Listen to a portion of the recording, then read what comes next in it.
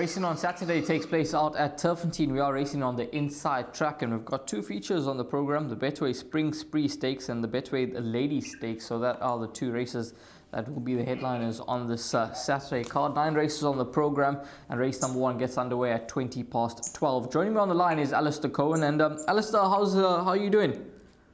Yeah, good, thanks, Raheel. Everything good. Obviously, a very nice card at Turffontein. Also a nice card at Hollywoodbets Durbanville. Also a good double-header to look forward to on this Saturday. So it should be some good action. There's a nice pick 6 carryover attached to this meeting at Turffontein as well, which should be good fun with a target of 3 million rand. And nice to see some bigger names starting to step forward. We've kind of gone from a slow August, which it always is. Majority of September can be slow until we get to the Kuda Matcham Stakes at Hollywoodbets Durbanville at the end of September. But now we'll start to see some more familiar names that we can work with for coming months. And that is, of course, led by the Betway Spring Spree Stakes, race number 7 on this Turffontein card. Well, we've got what looks to be a potentially nice filly in the making that steps out in race number 1 over 1,450 meters. It is a graduation plate for fillies and mares, and that filly's name is Fiery Pegasus, a daughter of Captain of All, a 2-time winner from 4 starts, and it's a field of 6, which is it's clear to see that Joey Soma has kept the race alive with number 5 Winter Muse and number 2 Kise Azul. And Alistair, this filly Fiery Pegasus, she looks to be going about her business the right way, and 1450 should be no concern. She gets the services of Muzieni, and I suspect from gate number 6 he'd be positive on her and get her in a forward position. Yeah, I think she's a hard horse to beat. Number 3, Fiery Pegasus, full sister to Shango, of course, was well performed at Dingon's winner and also a Hollywoodbets Durban July consolation winner. Fiery Pegasus beat World of Alice. World of Alice definitely above average. She tried grade 1 level during champion season at Hollywoodbets Scottsville when going to the Alan Robertson. I think that race may have come a little bit too soon, but Joey Soma was very open before the race, saying watch this filly as a 3-year-old. So here we go. Her first one as a 3-year-old, and I think you spot on. I think Soma's kept this race alive. Winter Muse hasn't run in 504 days, and she's made her way into the field. And number 2, Cashier, was always badly out of form. Soma's got a good line here because the biggest danger looks like number 1, Andy's Girl, was beaten by Soma's runner back in business by 2 1/4 lengths. Andy's Girl has to give weight away to a progressive 3-year-old. If this was part of the exotics, I'd bank in number 3, Fiery Pegasus and everything. With a small field, we're unlikely to make a lot of money. I wouldn't even recommend taking swingers. I'd just have a bet on the nose, number 3, Fiery Pegasus, to set us up for the exotics at both centres, which begin just after this. Yeah, 4-10 the price about number 3, Fiery Pegasus, and she's definitely a filly that you can include into the first leg of your all to comes. Next up, race number 2. It is a graduation plate as well, 1,450 meters, and this is at 12:55. Favorite number 4, Chestnut Bomber, at 17-10. Vix Princess, the best weighted horse in the race by quite some way here, is at 28-10. Bay Empire at 4-1, and then it is 5-1 and better bar those. Now, Alistair, race number 2, can we use the best weighted column as a guide here? Because we've got some nice 3-year-olds that are stepping out. This horse, Bay Empire, he looked the part on debut. Gavin Larena riding at 55. Yeah, to answer that first question, no. It's the only filly in the race in the graduation plates, and obviously fillies get a good pull at the weights. Vix Princess could have very easily gone into the first race, but the Pizzas have decided to use the sex allowance to their advantage with number 3, Vix Princess. But as you say, there's some seriously progressive 3-year-olds in this race, and some that bear watching. And I think numbers 4, 6, and 7 are the horses to focus on. In order of preference, I'd actually go 7, 4, and 6, but I give them all winning chances. Bay Empire, as you say, looks the part. Gavin Larena getting down to 55 kilos. He puts up 1 kilogram. That, I can tell you, would not be Sean Terry's way. He would loathe to have a jockey overweight, but what that tells me is that Sean doesn't mind getting maximum penalty plus a little bit of pudding with number 7, Bay Empire, and what that tells me is that he actually thinks quite a bit of the Son of Fire away. Win on debut was good, beating Captain Clever, didn't beat much of any substance, but looked the part, and then second start to Diwali Rocket, was obviously good enough. I think Bay Empire actually got given the race due to a disqualification on the 9th of June, but be that as it may, I think that there's some good noises to come out of the camp from number 7, Bay Empire. 4, Chestnut Bomber, I think is well above average. I was disappointed with his last run. I thought he had every chance, and he just kind of laboured. Perhaps a horse that didn't enjoy the long run at Turffontein. That's what at the VAR rather. That's what I'm going to put it down to. But also potentially coming back from a layoff and also having travelled. I don't know if that's really an excuse, but for me, there are enough excuses about number 4 Chestnut Bomber, and I think on a tight turning track with his turn of foot, he'll be more effective. So worth another chance. And number 6 Spring Tradition. I still can't believe what I saw last time in a 5-horse field finding traffic. In fact, there were 4 horses because one didn't jump. So there were 4 horses in Spring Tradition found traffic. Should have won that race. There's no doubt about it. Sail the Skies has run 3 or 4 times since and has gone nowhere near hitting the board. So that is a cause for concern. But I think if that 2 was replaced by a 1, which it should have been, the number 6 Spring Tradition would look a little bit more appealing. In the bar pot, I'll just go with 2 of them, 4 and 7. But I think Spring Tradition might sort of get a bit closer to what other pundits think. Yeah, 4 and 7 the numbers in race number 2 for Alistair. Race number 3, Maiden Plate, fillies and mares, 1800 meters is the distance.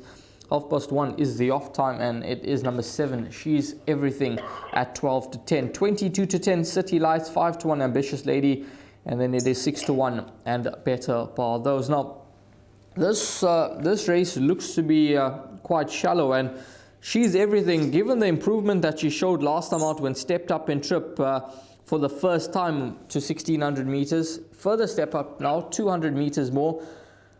Alistair, she looks very hard to beat because the rest of the field, well, they don't inspire much confidence. Oh, not at all. I'm not madly confident about number 7, She's Everything either, I must confess, because City Lights is a 20-start maiden. She's not going to Hollywood. She was half a length behind She's Everything in the run to Silver Flare, but City Lights was getting all sorts of interference, and she cruised up to them and then just hesitated over the final 200 meters or so and didn't go on with it. And there were valid reasons for that. I don't think it's impossible that City Lights turns it around with number 7, She's Everything. And then with that said, why would I be confident about a 20-start maiden who's found some weak fields, not that this is very strong, and has failed to get the job done? You're going to think I'm mad. I'm going to recommend an each-way play here on number 5, Perform. A 24-start maiden. It's a dichotomy of what I've just said. Marco van Rensburg retains the ride. Rode this horse into second behind Key Worker. Now, there's absolutely no reason for this horse to suddenly turn it around with City Lights, Incredible Andrani on the run to Party Punch. But I think her last run was her career best behind Key Worker. I think Key Worker is above averaging and win a few races, especially over a trip and with runs to come. There's no way that I'd have 50 wins on number 5 Perform, but I'd be prepared at a price to go 50 each way. It's a small field. As you say, it's a shallow field, and I think that she'll run into the first 3. PA numbers are probably going to need more than what I should include. 1 goes in, 7 goes in, but number 5 Perform is my money maker in the race. I'm not going to let her run loose. 8 to 1 the price about number 5 Perform. Let's see how she goes in the third race on the card. Next up will be race number 4. This will be the start of the pick 6, and as you heard from Alistair, it looks to be a nice pick 6, an attractive one with a carryover of 500,000 and a likely pool of 3 million. 1200 meters is the distance. It's an MR80 handicap, and 2 is the off time. Foster Nova favorite, 22 to 10, 5 to 2. Ride on Nettleton, 33 to 10. And then you can get 6 to 1 and Better Bar Those. I see that number 4, Turbo Power, blinkers off. So that is blinkers off, Turbo Power for Trent Mayu and Sean Terry. But Alistair, race 4, your thoughts? So to start with the pick 6, which is my suggested bet, and I've gone with 3 horses. They're 1, 2, and 5. I'm leading with the Van Vuren pair, but I've got number 5, French Impact, in his backup, and I'm just going to start with him. I think purely at the mathematics of it all, Turbo Power might have the edge over French Impact, but French Impact was flat last time, returning from a layoff. He's learned how to race, and I think he's got better days ahead of him. Whether he's got better days to go and run in graded races, I highly doubt, but I think he's got better days to reach a higher rating than a 75. So I think number 5, French Impact's just a horse keeping on the right side of. But the Van Vuren horses are clearly the 2 that I fancy. Don't know whether I'm easy or not about the riding arrangements. I would anticipate with what I've seen lately that Kamale gets the choice of rides, but he's got one number 2, Nettleton, and I just prefer number 1, Foster Nova, who's been pushing the judge very, very close of late. Winning doesn't come easy for Foster Nova, so that is a little bit of a worry. But his record over this distance, over 1,200 metres. This is probably his happy place. He's not missed the first 4 over this trip, the Son of Flower Alley. And he might just be the Stratum type of ride. Maybe that's the line of thinking, that last time he went off to the front and just got collared late. And you probably believe that with Stratum being the judge of pace that he is, that might just tilt the scales in his favour. So without any degree of confidence, I'm not really prepared to split one over the other, but maybe Foster Nova might just end up getting his head in front of a stable companion, Nettleton. Of course, a mare taking on boys, which I don't worry about. Last time, Hollywoodbets Durbanville, well beaten by Lock and Key, who I also think has got better days ahead. May not have enjoyed the poly as much last time either. That might have been a little bit of a flat run from Nettleton, but she can dash a little bit. She's got a good turn of foot. And I'd expect her to go quite well in this race. Turbo Power is a very moody horse, as you saw last time. I don't know whether blinkers off is going to make any difference. Sean Terry is notoriously a slow starter to the season. As he once described to me, as like going to a blackjack table, and before you put any money down, just wait for the table to swing into your favour before you have a go. And I think that's pretty much what Sean would be saying to all of his friends. Don't panic, because we know that August and September are extremely slow months for Sean. He takes his foot right off the pedal. So that's why I'm just going to sidestep the Tarry yard for now, and just hold the race to 3 horses, 1, 2 and 5. Yeah, 1, 2 and 5 the numbers, and French Impact could perhaps be the joker given his price at around 7 to 1. Race number 5 next. This will be the start of Jackpot 1. It's an MR 73 handicap over 2,000 meters. 14:40 is the off time. And number 5, American Biscuit, tops the boards at 5 to 2. Number 3, Safe Space at 7 to 2. Majestic Touch at 4 to 1. 7 to 1, Jewel Prophecy, Eiger Sanction, and then it is 8 to 1. And Better Bar those. Alistair, Majestic Touch, he's maybe becoming one of your favorite horses, because he's just been that frustrating. Second, can he go one better? What do you think? Slow down with that comment. He's a chance. I just can't get him right. I don't think anyone can get him right. I don't think Roy Maynard can get him right. I don't think Kabela Matsanyani can get him right. Maybe this is the distance he's looking for. We've discussed it before, being related to horse Banner Hill, who was at its best over 2,400 to 3,200. The only time he ran over this trip, he was a little bit flat behind Romeo's Magic. I don't know with number 6, Majestic Touch. I'm running out of patience, but just in the fact that he ran his best race in a long time last time behind Diesel's Shadow, I'll just give him another chance or 2. He's going to win one of these days, and the day that he does win, I'll make sure that he's in my play. His rating drop is well documented. The fact that he ran with such much better horses early days is well documented as well. He had no luck from draws. He was running over the wrong trip. It looked like the perfect setup at his anti-penultimate start and even his penultimate start, and he still failed to get the job done. So inclusion, yes, but confident, no.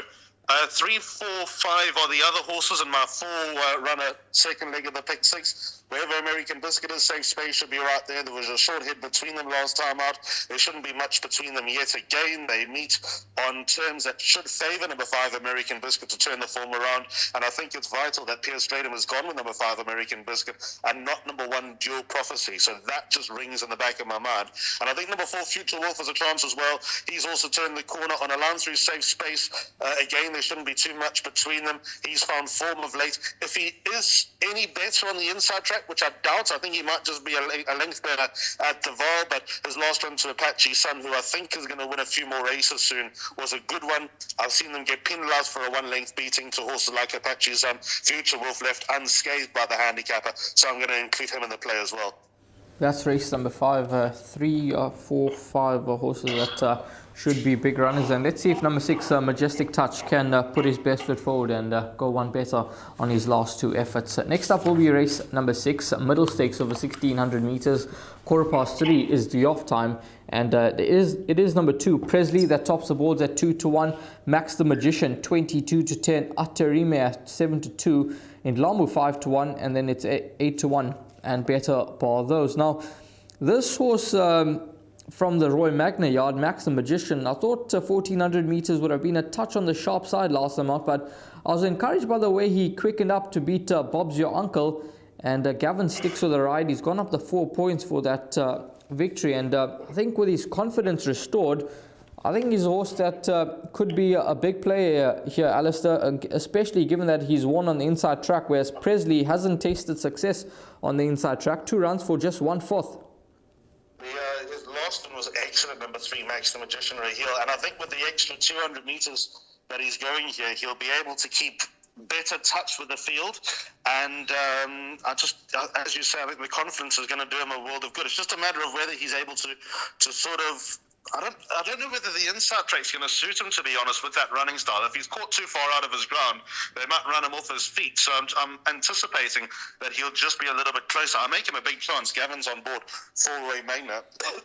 But if you go back to the run on the Egoli 1600 on the 9th of June, Presley's got him cold here. And I think Presley's a nice progressive horse. So I think the two of them ought to be at the top of the boards. I think the two of them ought to fight it out. I just think Presley might have a little bit more in his favour right now, but we'll learn a lot more about number 3, Max the Magician. Presley tried the South African Derby. That was just too far for him.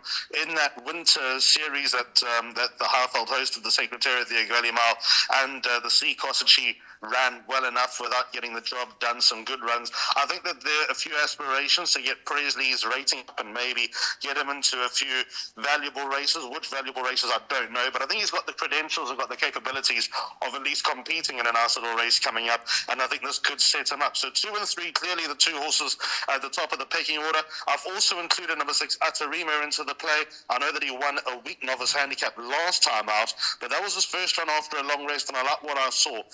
I think that he's now coming into his own, number 6, Atarima, so I'll put him into the play as well, into my pick 6. 2, 3, and 6 for me, and I don't want to know about anything else. Those are the 3 horses in race number 6 for Alistair. Next up will be race number 7. And this is first off the features, Betway Spring Spree Stakes, listed over 1,200 meters, 15:55 is the off time, and it is a nice field that have assembled here. Number 9, Back in Business, 3-1. Well, he was punted off the boards last time out, and he landed the gamble, beating Andy's Girl. Try of Honor, 33-10. Quantum Theory, back in form after his latest success at 9-2. Zenovi, 8-1. Guy Gibson, Silent War, and then it is 10-1.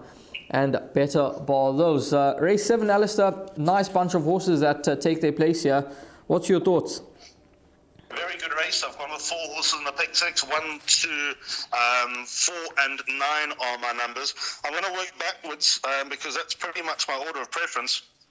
Number 9, Back in Business, was seriously commanding when winning a middle stakes last time, coming back from a 5-month break, beat Andy's Girl, who runs earlier on in the day. I know Joe Soham has always held this horse in high regard, and I think he's well set up. Only got £6 for winning a middle stakes. I think he probably won easier than that. He probably ran to a higher rating. He could be totally underappreciated by the handicapper, although the handicapper could be waiting with open arms at the winning line for number 9, Back in Business. Drops and trip, that is the query, but I think he's got it to take out a race of this nature. Soma started the season in good form, Musi as well, and I think the son of William Longsword, just simply to the eye, and the fact that a lot of horses will be prepping for other races coming up in the future, that number 9, Back in Business, could end up being the right one here. 4, Cliffhanger. Also fits the bill as a likely candidate. Here comes off an 6-day break. Samango Kamalo takes her out for Johan Janssen van Vuren. Hasn't won in a while, but I think he's been hinting for long enough that a win might be around the corner. Probably didn't get home over 14.50 last time out in the Pinnacle Stakes. Again, I think that he could be setting himself up for races to come in the coming months on the Highveld, but I still think he's good enough to give things a shake. And then numbers 1 and 2, they've got to give a lot of weight away, but number 1, Zenovi, first run as a gelding. He had serious wind issues to number 1, Zenovi. Since the operation that he's had, he's turned the corner and he's become a horse that's rated 114, which was unthinkable 12 months ago. If the gelding improves him any more, he'll be very dangerous. I don't think he's quite a grade 1 horse. He tried the grade 1 at Hollywoodbets Scottsville last time. He was seen behind Lucky Lad. And then number 2, Quantum Theory's last one was very good, coming from, he had a bit of a flat spot as well down the straight of Turffontein, but he motored home to get the better of Anfield's Rocket, who for me was ready last time out, so no mean feat for number 2, Quantum Theory. And funny enough, he won this race last year, the number 2, Quantum Theory, when beating Sheldon. So not impossible that lightning strikes again. I've held this race to 4 runners.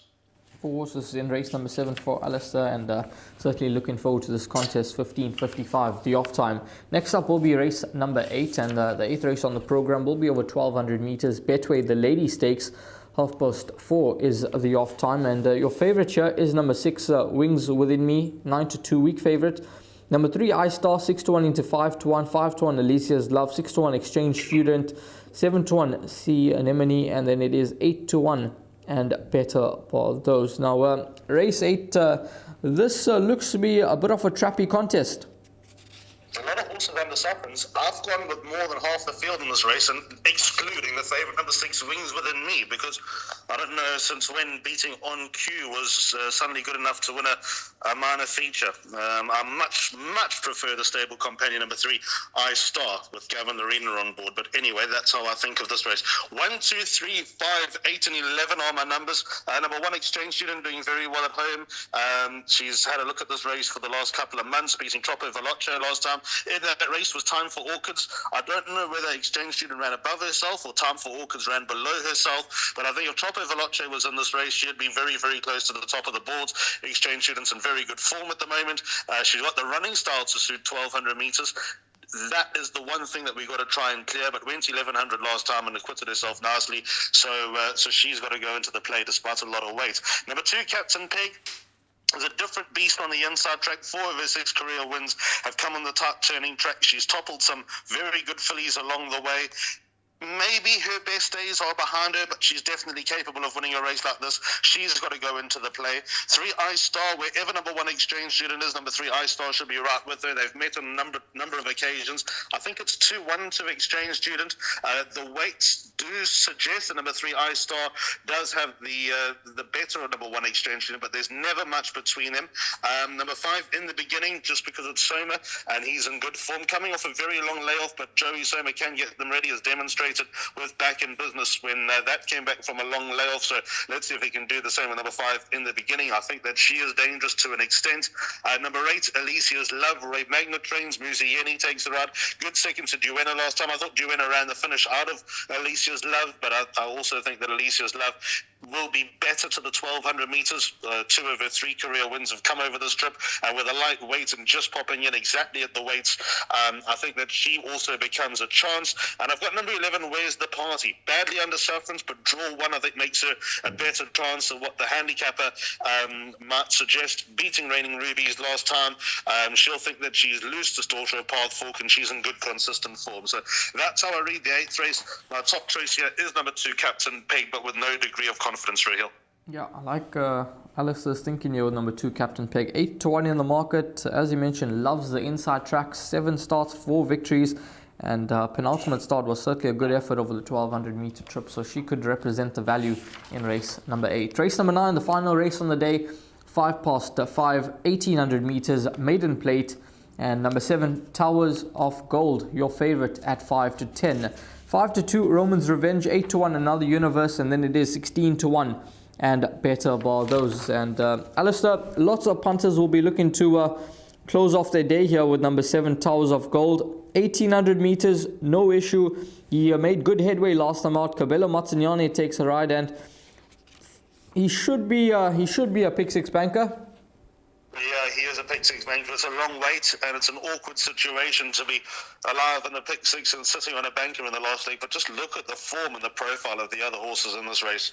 And I think number 7, Towers of Gold, has run to some useful horses. I think Key News is nice. I think Wolf Mountain is nice. I think Confederate will turn out to be quite nice. And with Cabello on board for Paul Matchett in a race of this nature, I just don't think there's any point looking for spooks. I think that he might have also just needed his last run a little bit, when, as you say, he made up a lot of ground. He was a step slow coming out of the stalls. He finished off his race nicely. You say the step up in distance to 1,800 metres. That would be something that you'd scrutinise quite closely, being a young 3-year-old that's just had 3 starts, whether he's strong enough. I don't know if you'll remember the Stallion Global 1, who stood at Bosworth Stud maybe 25 years ago. If you go and do an experiment, it's actually a great experiment. Global 1, all the horses performed over 2,000 metres plus. They were dismal. Anything short of a mile, the moment they got past a mile, they were okay. But you put them over 2,400 metres and you'd suddenly see fireworks. So from that side of the family, this could even be a step too short for number 7, Towers of Gold. But so the step up in distance, what I'm trying to say is absolutely no issue whatsoever. 5-10 is the price. I think that's a fair reflection of his chances. I think he'll win, and he is my pick 6 banker just to keep the spend just a little bit lower, because I think the meat of the card, I think you need to expand your budget just a little bit. All in with number 7, Towers of Gold in race number 9. We're going to move along to the suggested bet now, and Alistair will take us through his suggested bet for racing out at Turffontein on Saturday. Alistair, take it away. So 2:05 is the start of the pick 6 Hill and the R3 million target. Let's see if we get there.